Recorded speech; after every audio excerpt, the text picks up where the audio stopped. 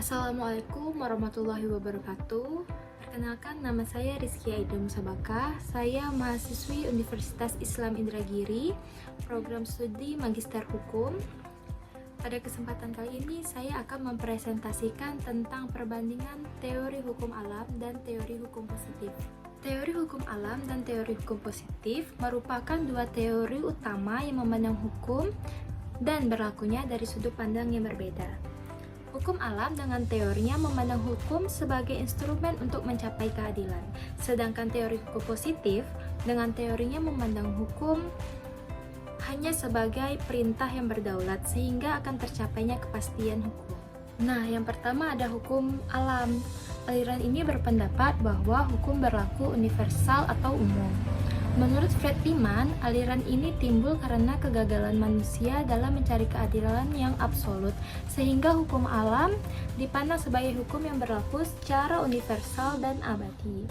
Gagasan mengenai hukum alam didasarkan pada asumsi bahwa melalui penalaran, hakikat makhluk hidup akan dapat diketahui dan pengetahuan tersebut menjadi dasar bagi tertib sosial serta tertib hukum eksistensi manusia.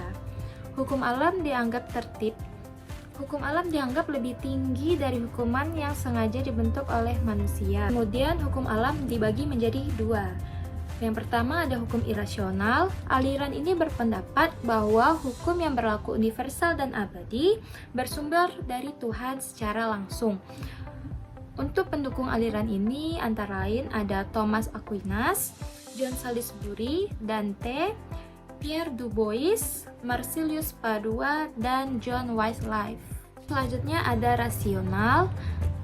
Aliran ini mengatakan bahwa sumber dari hukum yang universal dan abadi adalah rasio manusia. Pandangan ini muncul setelah zaman Renaissance atau pada saat rasio manusia dipandang terlepas dari tertib ketuhanan atau lepas dari rasio Tuhan, yang berpendapat bahwa hukum alam muncul dari pikiran atau rasio manusia tentang apa yang baik dan buruk, penilaiannya diserahkan kepada kesusilaan atau moral alam. Tokoh-tokohnya antara lain ada Hugo de Groot, Christian Thomasius, Immanuel Kant, dan Samuel Pufendorf. Nah, selanjutnya kita masuk ke hukum positif. Teori positif memandang hukum dari sudut pandang yang berbeda jika kita bandingkan dengan teori hukum alam. Jika teori hukum alam memandang hukum sebagai instrumen keadilan yang tidak bisa dilepaskan dari moral dan etika, maka teori hukum positif memandang hukum sebagai sarana untuk menciptakan kepastian hukum. Maka harus dipisahkan dari nilai baik dan atau buruk serta nilai adil atau tidak adil.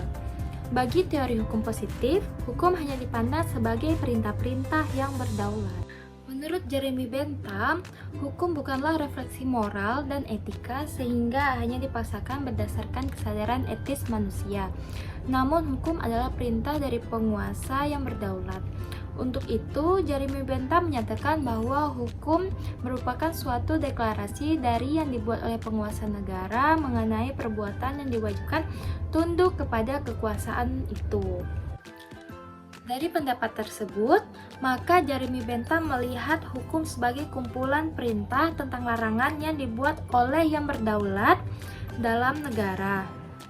Aturan yang tidak dibuat oleh penguasa yang berdaulat bukanlah hukum, namun hanya sebatas kebiasaan. Dengan demikian, pengertian hukum dari Jeremy Bentham tersebut dapat disingkat menjadi hukum merupakan perintah dari yang berdaulat serta diberikan sanksi. Nah, selanjutnya kita masuk ke kesimpulan dari pembahasan yang sudah disampaikan tadi. Pertama, ada hukum alam adalah hukum yang berlaku universal dan abadi. Hukum alam ini ada yang bersumber dari Tuhan dan ada bersumber dari rasio manusia. Hal ini yang membedakan hukum alam dengan hukum positif, di mana eksistensi hukum positif tergantung dari kehendak kemauan manusia. Dengan kata lain, adanya perintah dan adanya keinginan untuk mengikuti perintah itu, serta adanya sanksi dari masyarakat bila hukum itu tidak ditaati. Ketika masyarakat sudah hidup bernegara, institusi negara menjadi pemegang otoritas tertinggi dalam pembentukan dan penegakan aturan hukum melalui sanksi yang mempunyai daya paksa. Dengan demikian, hukum positif dapat dirumuskan sebagai hukum yang berlaku pada suatu tempat dan waktu tertentu di mana pembentukan dan pemberlakuannya sangat tergantung dengan kehendak penguasa atau negara. Yang kedua, bagi aliran hukum alam, dasar validitas hukum positif bersumber dari hukum alam. Hukum positif baru teruji keabsahannya bila sesuai dengan hukum alam. Sementara menurut positivisme hukum, dasar validitas hukum positif bersumber dari norma hukum itu sendiri. Dasar validitas norma hukum yang satu berasal dari norma hukum lain yang lebih tinggi. Hukum positif menempatkan root norm sebagai dasar validitas tertinggi dari semua norma hukum. Nah, kemudian yang terakhir, hukum alam lebih menekankan pada usaha untuk menemukan hukum yang adil, sementara hukum positif berupaya untuk mencapai suatu kepastian hukum.